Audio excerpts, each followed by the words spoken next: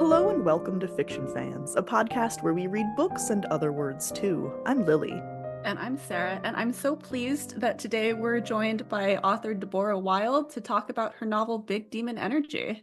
Thank you so much for having me. We'll see how long I manage to not jump into talking about this book.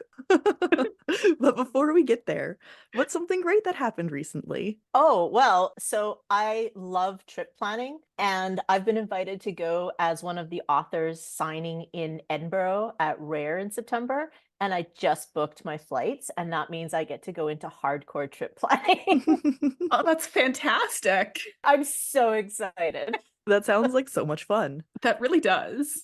Yeah, I'm very excited. Sarah, how about you? Anything as exciting as that? Not as exciting as a trip to Edinburgh, but I'm very pleased with it regardless.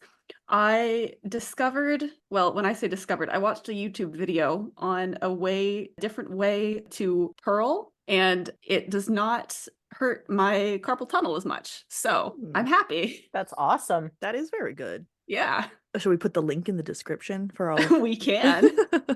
It's a very long video and talks a lot about things that are not relevant to this new purling method, but yeah. I'm just happy that there's sunshine out today. I'm gonna be honest. I live in Seattle, and so every sunny day is a good day. Oh, hang on. I'm in Vancouver and it's gray out here. Oh no, I'm sorry. I love Seattle. I always go visit the Fremont Troll when I come down. Yes, he's delightful. He really is. It was so much fun. I actually went to Vancouver for the first time in September, and we stayed near Stanley Park. So when we got to that part of the book, I was like, I know where that is. That's awesome. Anyway, see, I couldn't help myself. We're already talking about the book. We have 2 more questions first. What's everyone drinking for this lovely recording? I'm water, just water. Very healthy. Yeah. That's wonderful. I'm drinking a spin on Earl Grey. It's called Dorian Grey. And I thought it was appropriately fancy. The characters do go to England and drink some tea, so I thought black tea would be a good fit for this. I am drinking a green tea that I bought in Japantown a couple of months ago because it is gray and rainy, and it felt like a green tea kind of day. Fair. Green tea is lovely. Mm-hmm. We're very firmly West Coast on this recording. Sarah's San Francisco Bay Area, and I'm just gonna brag again about that I got all the sunshine. Yes, seriously. But I mean, California needs the rain, so I'm not complaining. Oh, of course. And it's not actually raining in Vancouver, so it's just gray. So, you know, it's all okay. All right, I'll stop rubbing it in. So this is actually a book podcast, not a knitting podcast or a tea podcast. Surprise. Just you wait. There's knitting in my book. There is. There is, and I loved it. And we do have a question about that later on. Okay. So other than Big Demon Energy, has anyone read anything good lately? I just finished Iron Flame, the sequel to Fourth Wing. Oh, yeah. How did you like it? Oh my God, I loved it. And I'm not a dragon story person generally, but I devoured Fourth Wing, and then I was very excited. My only thing was, at first I was scrambling to remember what had happened because it'd been a few months, but it was thoroughly enjoyable. That author just knows how to keep me turning the pages as quickly as possible. Yeah, they're definitely fun books. Yeah. I'm still reading the first Crescent City book by Sarah J. Maas. Okay. My goal was to read books 1 and 2 before the third one came out because I have some friends who are like super into Sarah J. Maas and they're all reading book 3 right now. And I wanted to be able to click on their spoiler tags in Discord and see what they were talking about. But I didn't get there. So I'm still working on book 1. I've been reading Big Demon Energy by Deborah Wilde. Excellent. Yes. Oh man, this is like the exact kind of book that I love. There's like a lot of action and adventure, but also really sexy love interests. So I could not put it down. Luckily, I had the ebook, which meant it was never far away from me because it was on my phone. So I was like in between meetings at work, like, what's happening next? Oh, thank you so much. That just totally made my entire weekend. So I know what genre I would consider this, but genre definitions do vary quite broadly from reader to reader and from person to person. Yeah. What would you consider Big Demon Energy? Urban fantasy. I'd say all my books are urban fantasy. Now, that said, they have very heavy subplots of romance. But it's funny because I've been talking with a lot of authors about this. I wouldn't say they're romantasy because I don't think they have that sort of epic fantasy kingdom kind of aspect to it that I think romantasy has to it. And I don't think they're PNR because you could pull out the romance and you would still have a fully formed urban fantasy plot for each book and across the entire series. Question, what does PNR stand for? Sorry, paranormal romance. Oh, okay. Okay. Yeah. I would agree with you then. It felt almost like the romance was like icing on the cake in this book. Now, I also eat all of the icing off of a cake, which I think tells you a lot about. Me too. Which probably says how and why I'm writing it like this. I do love my icing. And okay, so this is kind of a silly thing to say. Bear with me because it's very obvious. But it was so nice to finally read a vampire book that didn't just bring Christianity into it. Thank you. You know, it's funny. I actually stayed away from vampires for my first couple of series because I didn't think I had anything to add to the conversation. And it took me a while to figure out how I would want to play with them and introduce them into a world of my creating that made it relevant to me. This book has so much Jewish culture in it, but was very welcoming to a reader like myself who doesn't have like a lot of background knowledge. Oh, good. So it's still like, there were a couple of points in this book where I highlighted something and was like, oh, I have to look that up later. And then I didn't, because within like 5 pages, you told me what was going on. I appreciated it a lot. Thank you. I've worked very hard on finding the balance between, because I know for many readers who are new to me, I'm going to be introducing them to mythologies that they're not familiar with. So I have spent a lot of time really trying to craft the balance of info dumping and, being interesting and just being able to parse it out as needed and to know the points where I better flag this now because it's going to start to become confusing, if that makes sense. Oh, yeah. Absolutely. And I think you did a really excellent job. And you made some points about vampires and how they're based on Jewish stereotypes that I hadn't thought of before. So it was really, really well done. Thank you. Thank you. I have a lot of fun with research. I do love my research. I had no idea that blood wasn't kosher. For some reason, that's never come up when I've been meal planning or picking a restaurant with friends. Right? I mean, it's not a thing on Yelp. Yeah. Yeah, the blood libel is a big thing and has been historically used for propaganda against the Jews. And so it was very interesting to feed that back into the vampire mythology.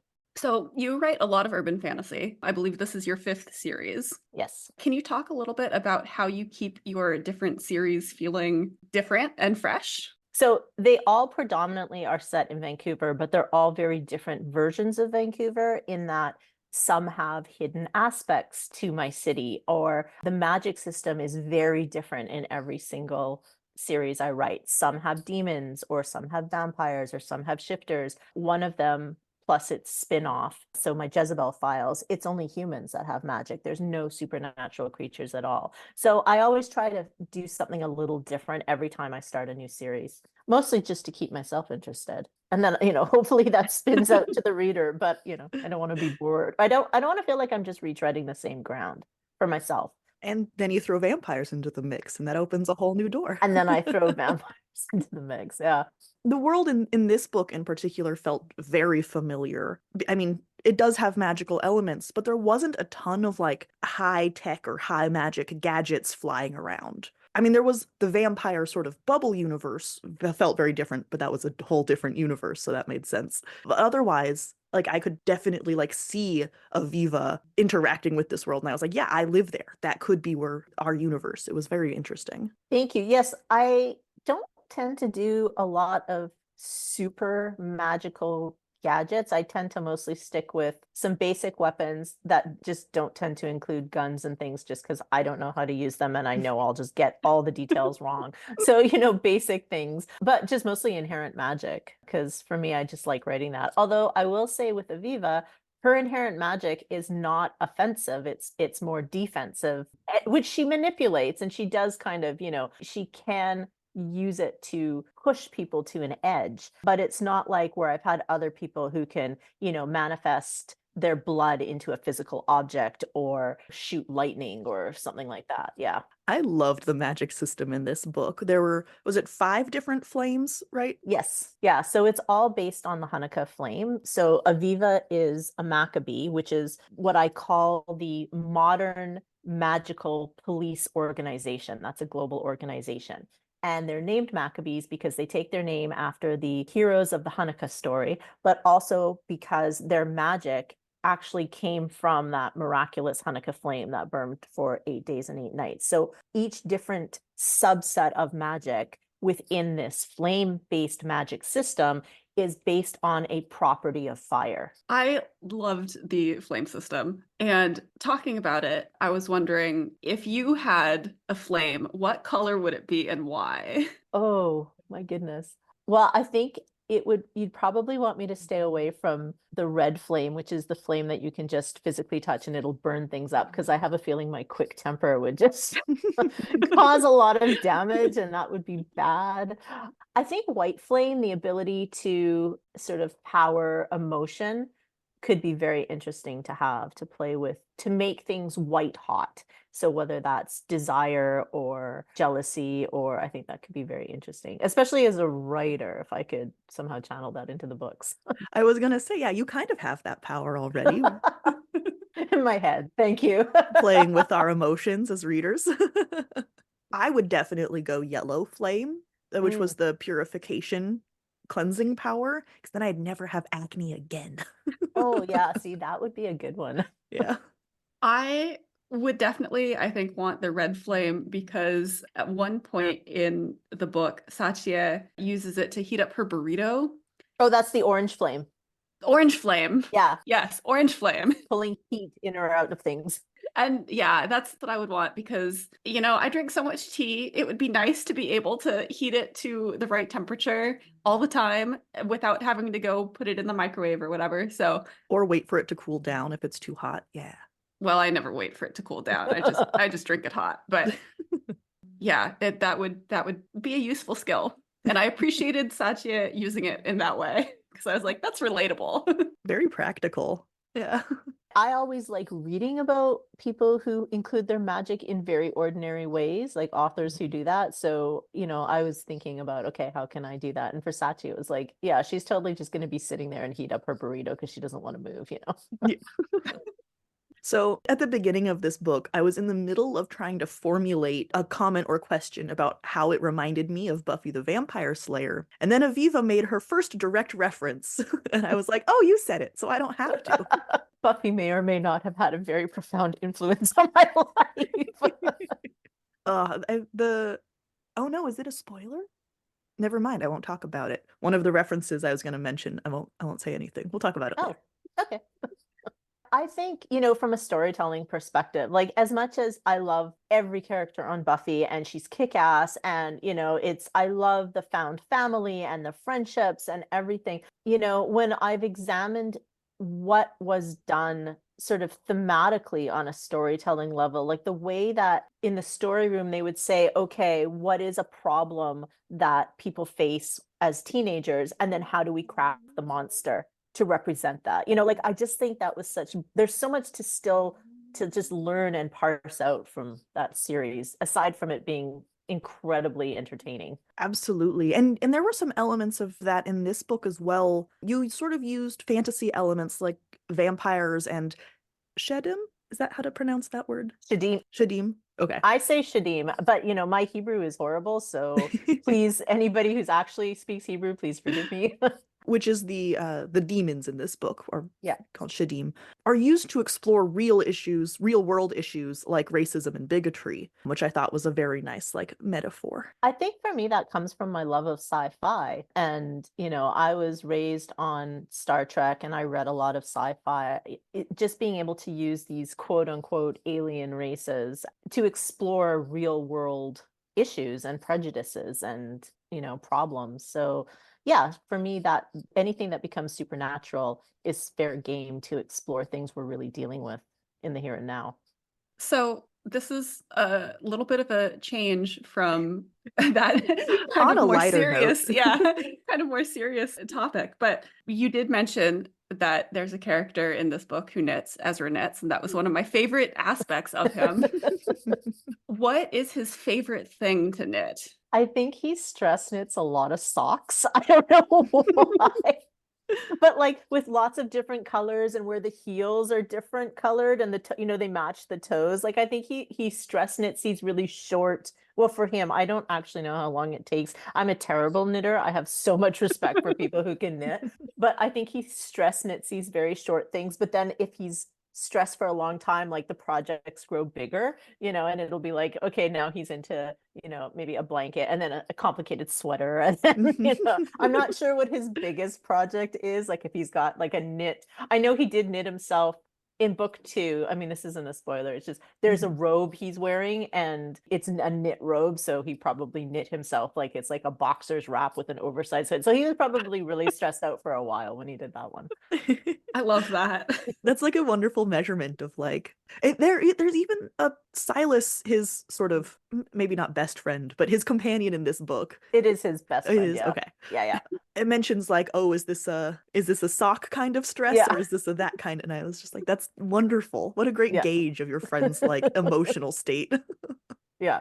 And it's excellent too for him. I don't think this is a spoiler because I think it's in the synopsis for the book blurb that Ezra is a prime. He's one of the very, very, very rare born vampires. So, here's this absolute pinnacle of predatory, lethal vampire. And, his go-to de-stressor is knitting. It just made me very happy to think about him doing that. And it makes him such a more interesting and dynamic character. I mean, obviously he's a hunky vampire, very important, but he's not just like a two-dimensional like masculinity cardboard cutout. Yeah, and I mean, sexy for me, sexy is a person funny. What interests do they have? I think that's true for all of us. It's like, yeah, okay, the six-pack ab or the whatever, that's fine, and we enjoy those in our fictional heroes, but we want them to feel like a rounded out person that we're going to be attracted to, not just like a photograph. Because again, he has to sustain, as the romantic lead, he has to sustain our interest over this series is going to be 6 books. So, well, I think we're about to get to our spoiler conversation. Oh, okay. But before we do, I actually have a question for Sarah. Sarah, who should read this book? You should read this book if you want mystery, adventure, sexy vampires who knit, and who doesn't want all of that. Yeah. So you should read this book.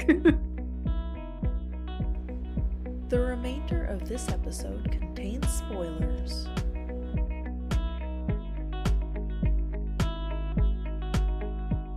Okay, so what was your Buffy spoiler comment?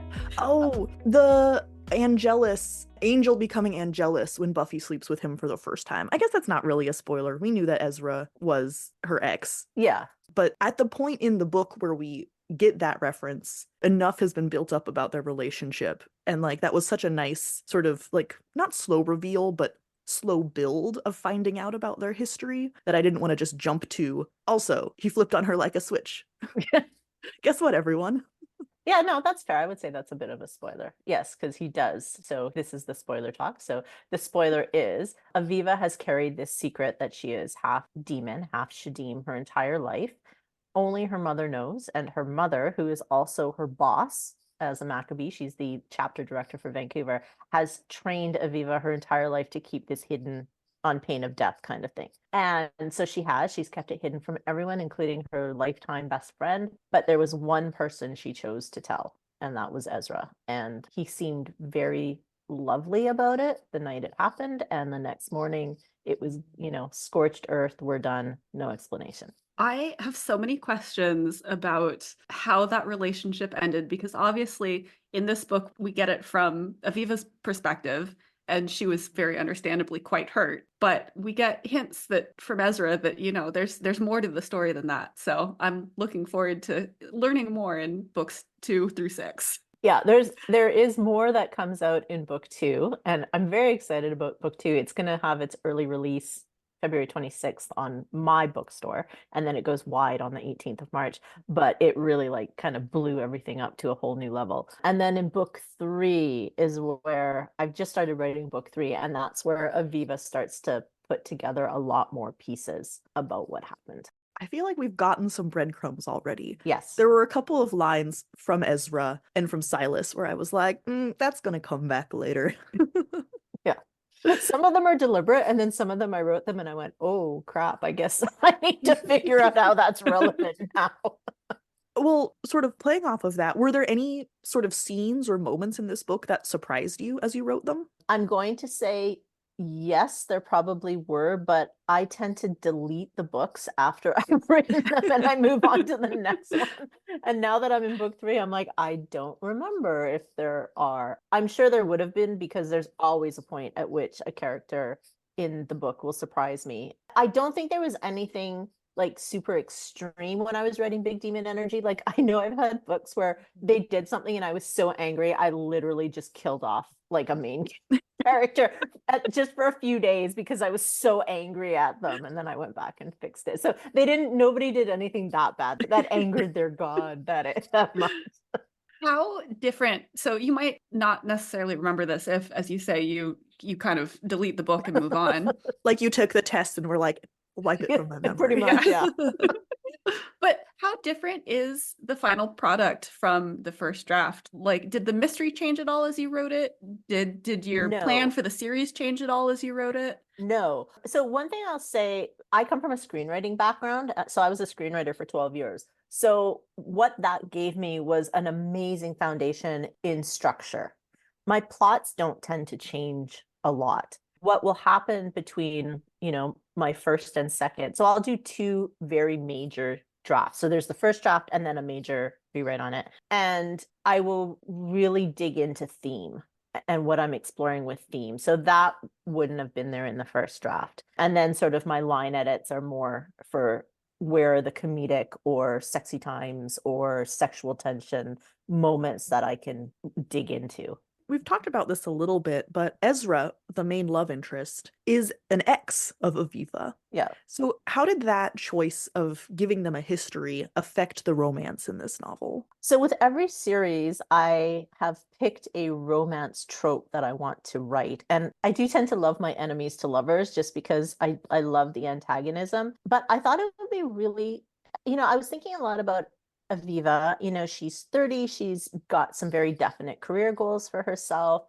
She's quite mature. And I thought it'd be very interesting to pull a second chance romance into her life so that it's not a fresh, oh, I just met this dude and he's driving me crazy and I want to kill him. It's like, this is the person who wounded her, more than anybody, who made her feel more raw, who she had to pick herself up off the floor. And I thought for Aviva in particular, this would be the right way to go, is to bring her past back to hit her in the face, especially when everything she's trying to do is to prove herself as a Maccabee, so that when she does come out to the world as half demon, in a world that just views all demons as unequivocally evil and says there's no way that anybody who has any demonic blood could be good because their evil trumps any humanity, she's doing all of this so she can come out, so she can still, earn people's respect and make it so other people like her won't ever have to experience what she experienced.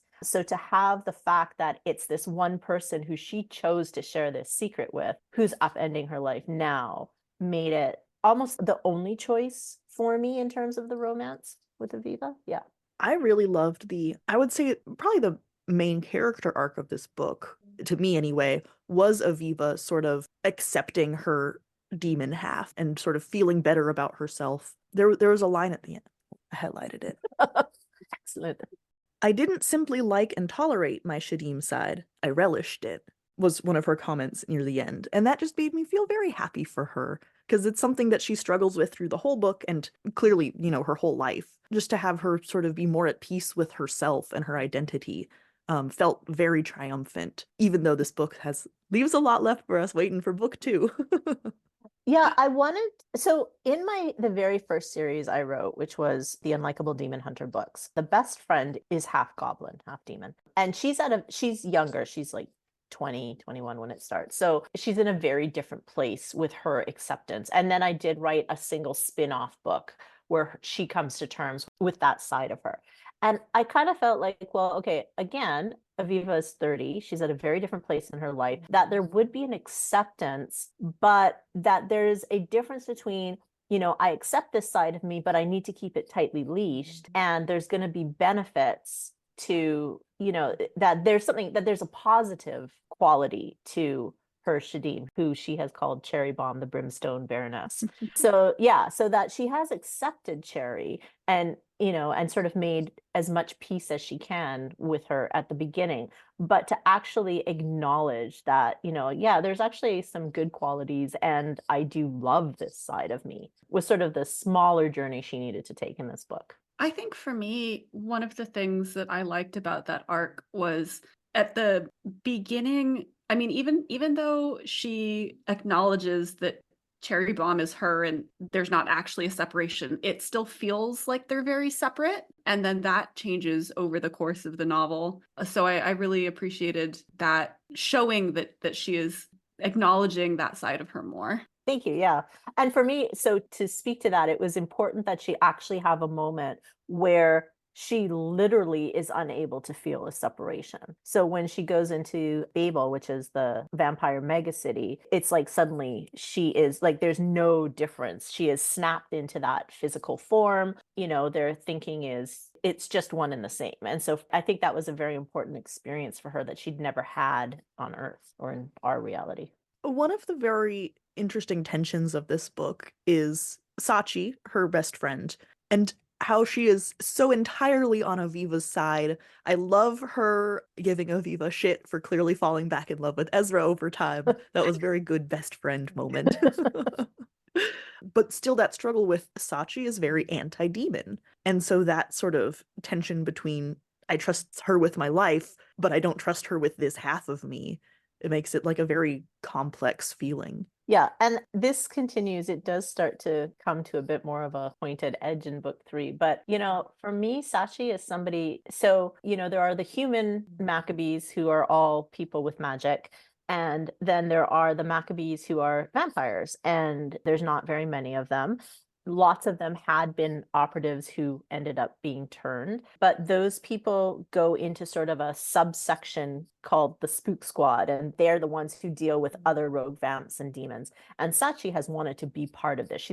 She has a bloodthirsty edge, and she's really wanted to go out and like fight demons and vamps. And for me, what's interesting is I think is watching her struggle with this desire to do good in the world and rid the world of evil. But then it's easy when it's a bad vamp actor or it's a demon, and I don't think she's ever had to consider, infernals, the half demon humans before, because they're so rare and they stay hidden. So she's never come up against that before. So this book is really the first place where her moral code and what justice and what doing good and keeping humanity safe means starts to get tested. I feel like it's also hard because at a certain point in their investigation where Aviva is like, no, all of the people who are being killed, who we have previously determined were being killed because they were so good, like they're actually all half demons. And then she kind of, well, she doesn't walk it back, but she can't necessarily confirm her claim without outing herself. And so I feel like Sachi doesn't have to confront that disconnect between what she believes about infernals versus what they have been seeing through the course of their investigation. And I think had there been a moment when that all comes out that Sachi had said, you know what? Oh my goodness, this completely changes my viewpoint on infernals. And, oh, obviously they can be good people, but she qualifies it in the moment. She says, well, okay, these ones were good, but, like what are the one chances? of the good ones. Yeah, exactly. It's like, okay, we had like, 3 good ones. Oh, well, so I think to Aviva, it's just a doubling down on, yeah, I am right not to tell Sachi because this will go terrible for me if I do. And I'm very interested to see in further books more from Michael, Aviva's mother, because I really can't tell what her deal is at this point.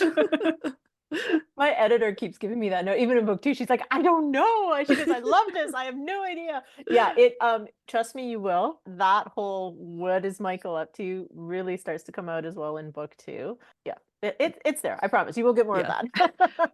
In particular, because when Aviva brings up that all of these very good people were half demon, her mother is just like hand waves it away entirely. It's just Yep. like, it doesn't matter. And I was Yep. like, oh, stab me in the gut. Like, that's Yeah. harsh.